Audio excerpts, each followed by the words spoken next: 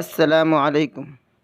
آج میں آپ لوگوں کے لیے بہت پیارا واقعہ لے کر آیا ہوں، تو ویڈیو کو پورا سنیں اور ہمارے چینل کو سبسکرائب کریں اور بیل آئیکن کا گھنٹہ بھی دبا دیں تاکہ آنے والی ویڈیو کا نوٹیفیکیشن سب سے پہلا آپ تک پہنچے۔ ایک دفعہ کا واقعہ ہے۔ امام حنبل رحمۃ اللہ علیہ فرماتے ہیں، ایک دفعہ مجھے عراق کے کسی گاؤں میں رات ہو گئی۔ میں مسجد میں گیا لیکن چوکیدار نے مجھے وہاں سے نکال دیا۔ میں مسجد سے باہر فرش پر سو گیا۔ چوکیدار نے مجھے پاؤں پکڑ کر اور گھسیٹ کر مسجد سے دور کر دیا۔ ایک خدا ترس آدمی مجھے اپنے گھر لے گیا۔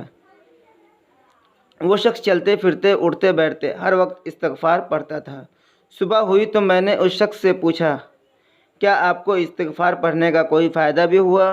اس نے جواب دیا، جی ہاں، میری ہر دعا قبول ہوئی سوائے اس کے کہ میری ملاقات امام احمد بن حنبل سے ہو جائے۔ میں نے کہا، میں ہی امام احمد بن حنبل ہوں، اور تم دیکھو مجھے کیسے گھسیٹ کر تمہارے پاس لایا گیا۔